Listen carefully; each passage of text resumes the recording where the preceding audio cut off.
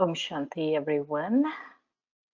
Good morning, good afternoon, good evening, and it is good night for Brother Charlie. Welcome, Brother Charlie. It is wonderful to have you here with us. Thank And you. we are looking forward to your expounding on love-filled remembrance. And I'm sure all of you do not need an introduction to Brother Charlie. He is dearly beloved in all our hearts. But before he starts, I do have one small announcement. Very soon, we will be sending an email with a link to a forum, which is going to go on our website, which is sustenance.brahmakumaris.org. And many people have been sharing really wonderful experiences of how the United Yoga Bhatti is transforming their yoga, transforming the way they look at things, all of those things. And we would like you to share those same stories on the forum so you could, so everyone else can take benefit from those stories and get inspired. So do take a look at the forum and do fill it out. We were thinking of doing a survey, but right now we decided that it's best because of the number of participants. It's best to do just what we did one survey before, which was a pre-survey, and then we are going to do one after it ends in August, and that will be a post-survey. So welcome, Brother Charlie. It's all yours. So thank you so much, Shireen, and welcome to Baba's beautiful family in all corners of the world. And I really love the idea of the United Yoga Bhatti, and especially the word united, because the image I have is we're like a rosary of Baba's lights all over this planet, shedding his light at such a time of darkness in our world. You know, in all my Brahman journey, one of the things I often really love to do is to sometimes sit quietly with Baba and ask my heart, have a heart-to-heart with myself. And sometimes I ask Baba, you know, why did I come to this life? Why did I come to Baba? And the answer is always to change, to transform myself, to become pure. And if I ask again, you know, why am I still with Baba? Why after all these years? I would say it's the same answer, to transform and become pure. The method that Baba tells us every day is so simple. Children, remember me. And sometimes when I listen to the Sakamoli and I hear Shiv Baba, the ocean of knowledge, the highest teacher, the soul who retains truth eternally, the only soul that can purify the human soul, he has one direction every single day. Remembrance, remembrance, remembrance, remembrance. And even Brahma Baba, the one who was a part of a family, had a business, he became Shiv Baba's child and he became a full angel, just the most remarkable achievement of a human soul in history. And what is his advice to all of us who are following him? Remember, remember, remember. And sometimes I think it's like we absorb the ocean of knowledge for just one thing. To learn the art of keeping my intellect with one. It's like this whole study is to go about my life, look after my responsibilities, but keep my intellect with one. And to be very open, many times in my Brahman journey, I felt, well, someday, you know, I'm really going to put the effort into remembrance.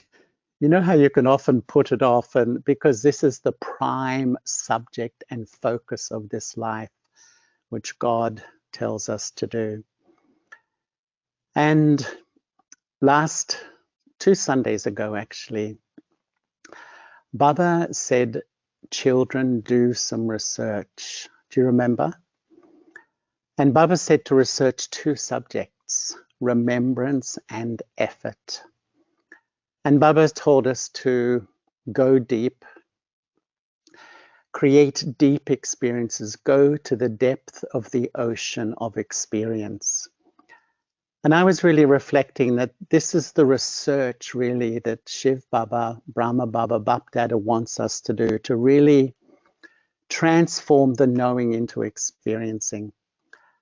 It's always been a bit of a passion of mine that I often feel the first step is to know, the second step is to believe, and the next 998 steps are educating myself how to transform the theory into an experience. And I feel this is the research which we really need to do now, so that the power of remembrance really becomes, an extraordinary power in my life. And at this point in my Brahman journey, after 45 years with Baba, I find that what I love is everything natural.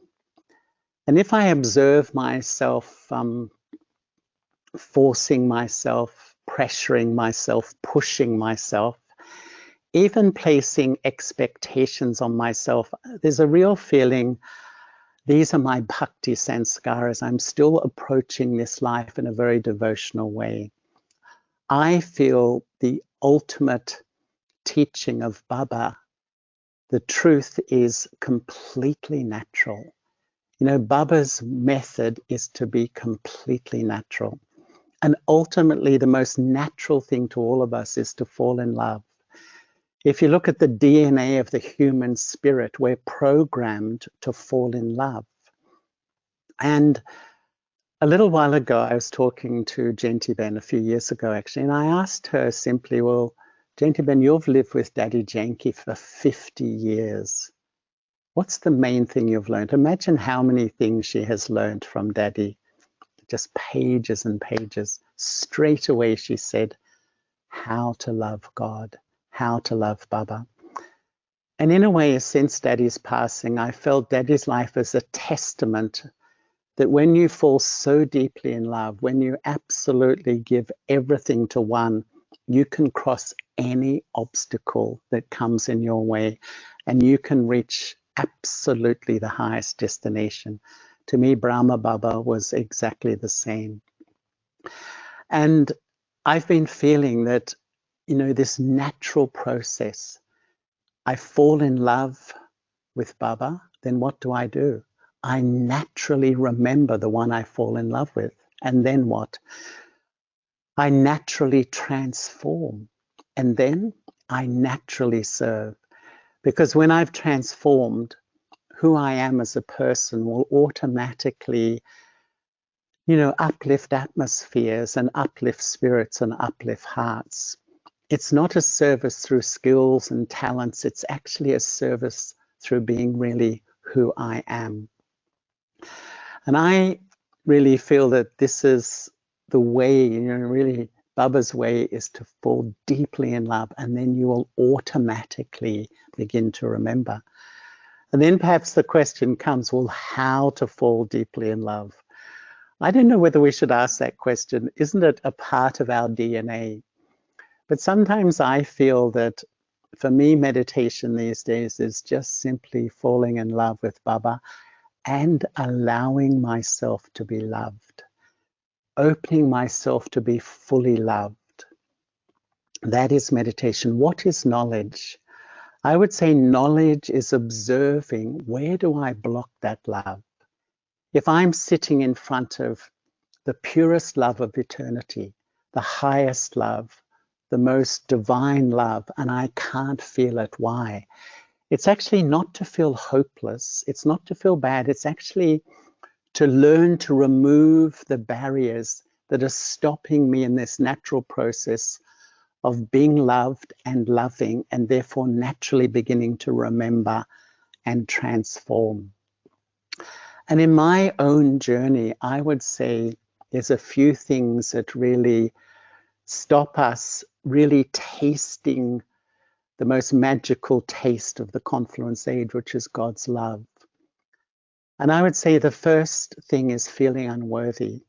Even after so many years, it's the product of bhakti, the result, this deep and profound sense of not being good enough to be loved by God. This is really the deep, deep work of Brahman life, to remove that block from myself and step into God's love. You know, the second thing I find is to make Baba lovable. You can only love someone who's lovable.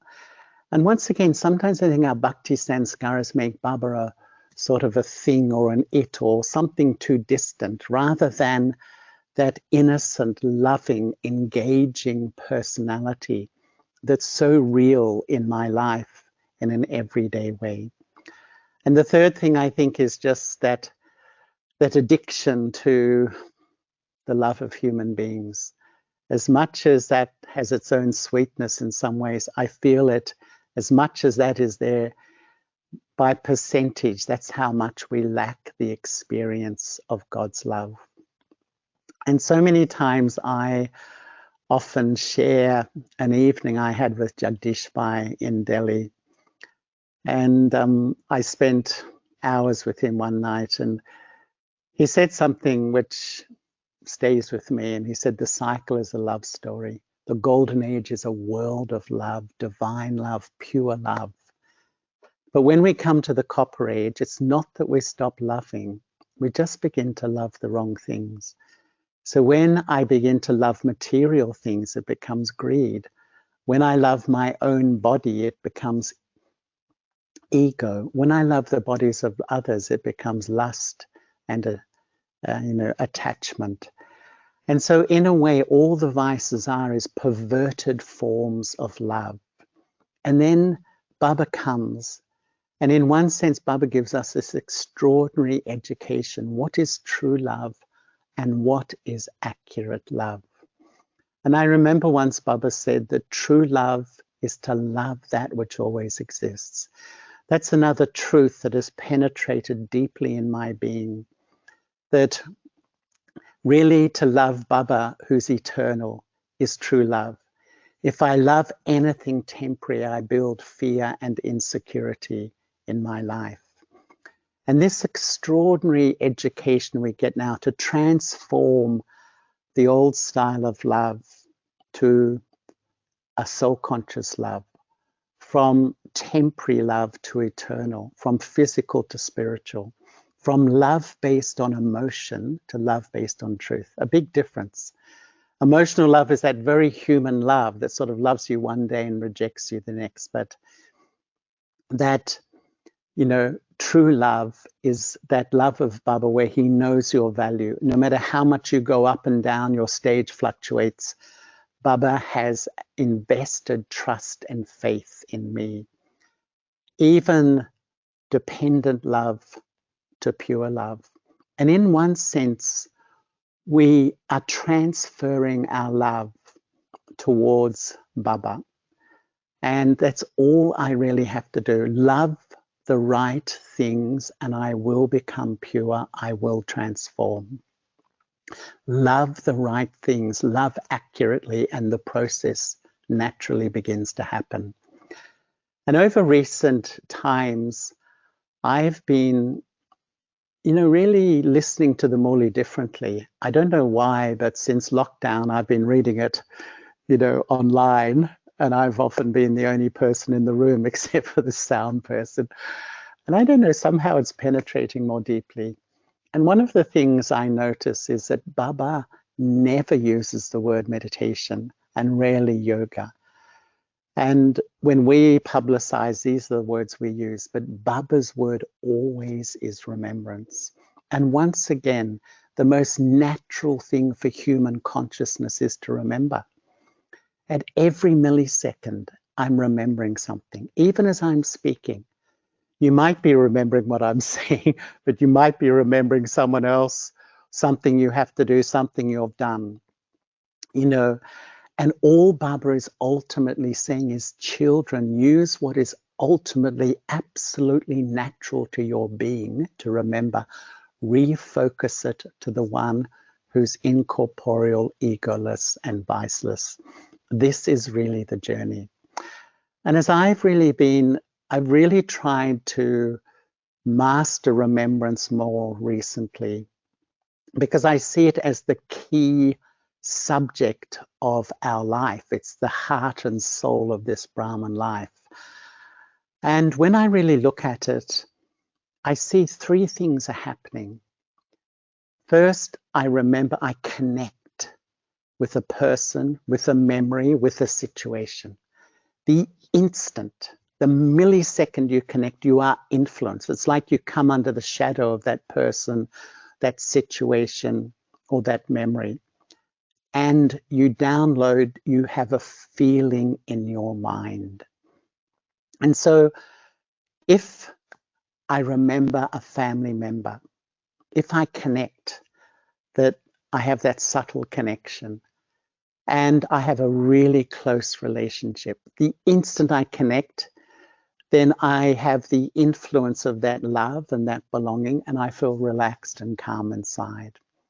If I remember a family member and there's conflict, I'm not getting on, there's differences, the instant I touch, I feel discomfort. I may feel a little irritated, angry, hurt, and I download that feeling. And in a sense, if I remember Baba, I'm putting myself under a constant source and I start to download those feelings.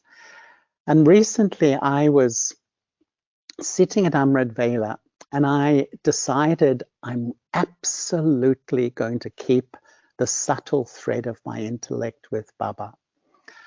And I was just almost like sitting in the back of my head observing. And I was amazed. I would remember, feel close, and then suddenly I'd find I've traveled somewhere and I'm thinking about something. I'd come back, and then somewhere else, suddenly I'm off somewhere else. And I think you all know exactly what I'm talking about. That the subtle thread of the intellect can travel instantly.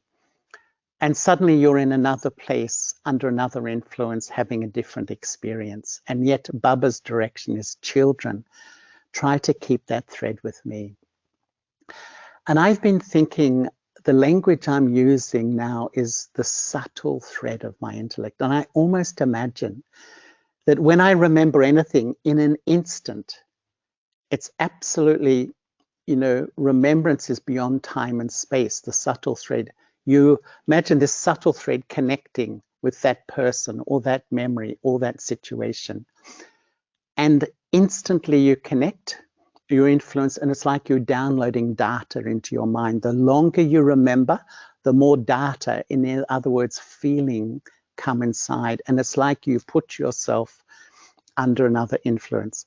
It's almost like you click on a website and download all the data off that website. And what I've been observing in myself is that if I remember Shiv Baba, it's like you click there, you're under Baba's influence, and it's like the highest vibration comes in your mind automatically. Very light, pure, that sweet feeling of belonging. If I remember human beings, it's mixed. It's a mixed feeling. It's a low vibration that comes in here. If I remember my past, my mistakes, my weaknesses, it's the lowest vibration.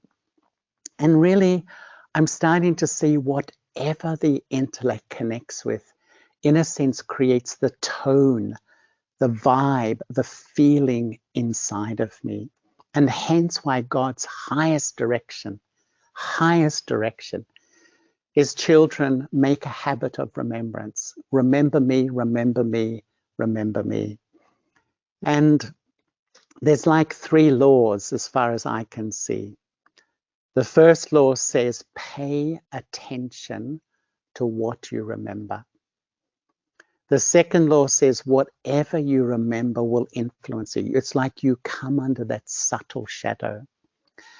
And the third law says that whatever you're influenced by creates a frequency, a feeling in your being.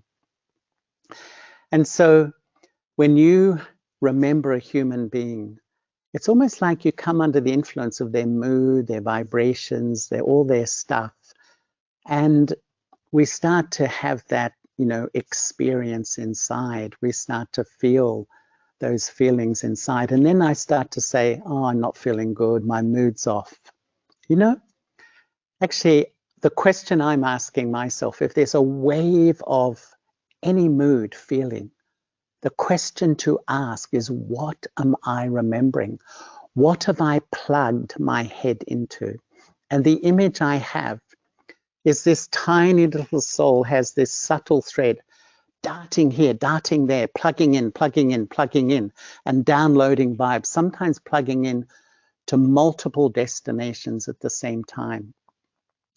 And then I wonder why my mood is off, because I've plugged in to destinations that influence me, and I subtly download a different energy into the core of my being.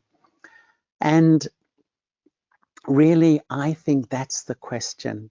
If ever my mood is not good, if I don't feel happy, ask your heart, what am I remembering?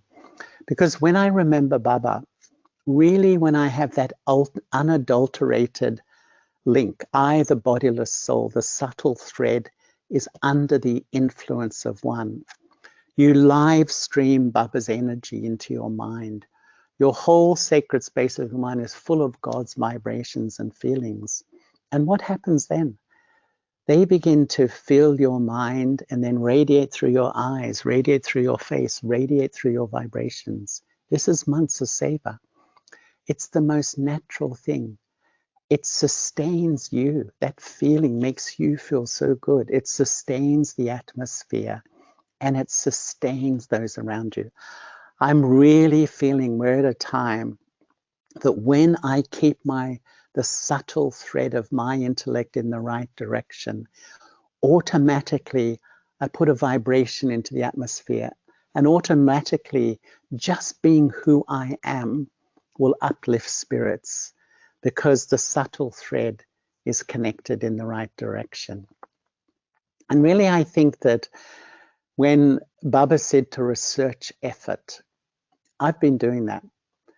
And my research tells me, I don't know whether it's accurate, but effort is about attention, paying attention. Just like I said in Amrit Vela, you're sitting with the intent to remember, and suddenly you're somewhere else. Instantly you're somewhere else.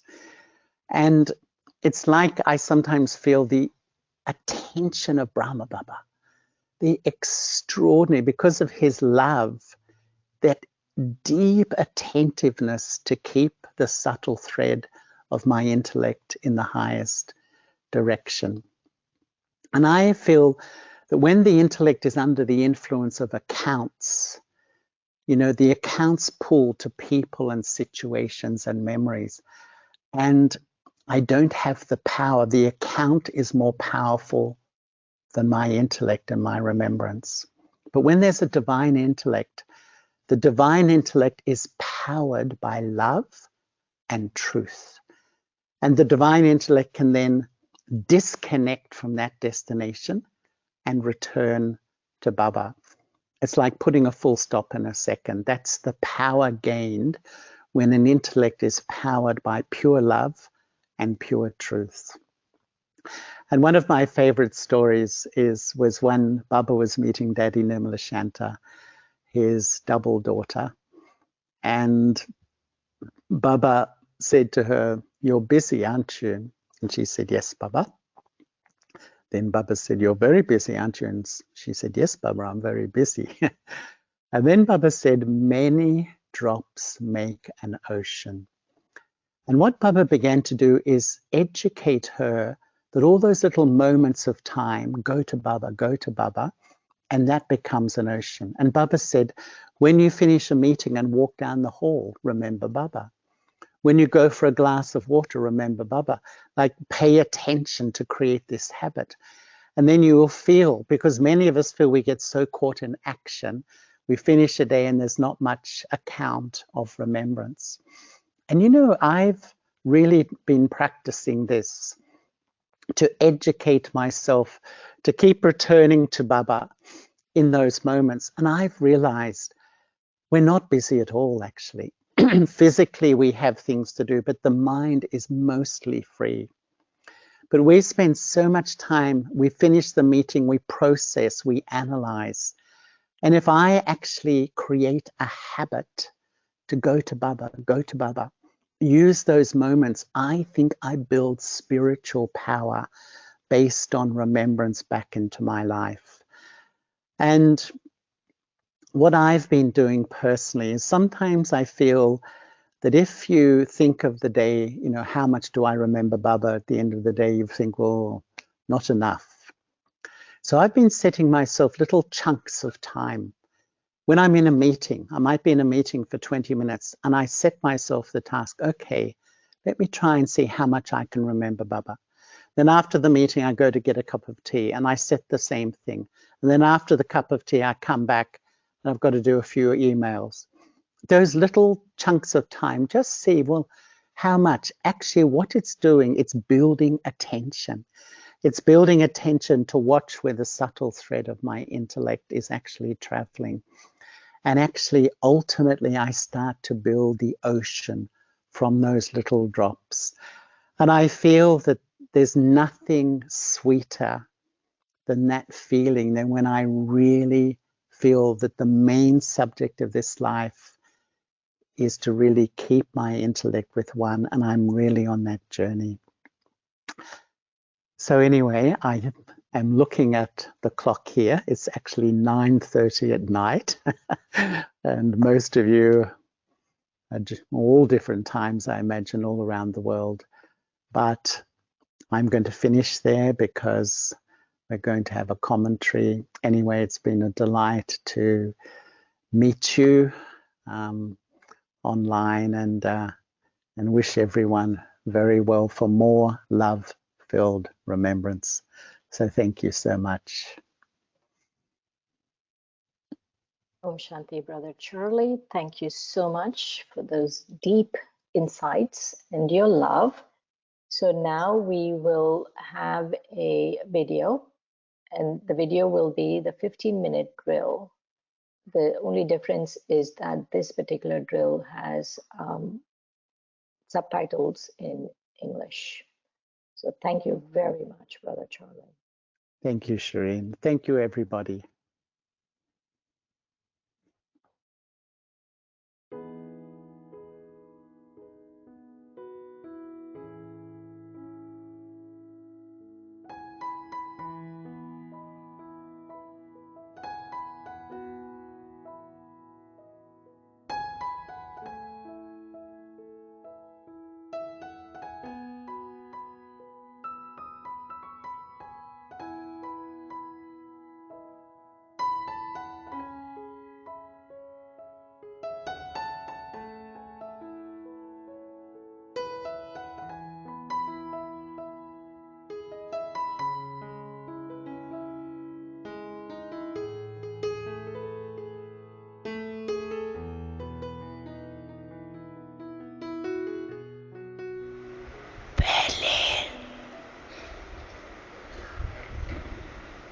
सभी drill करो, mind drill, घर में इंद्रियों की drill नहीं, मन की drill करो। रेडी? आप सभी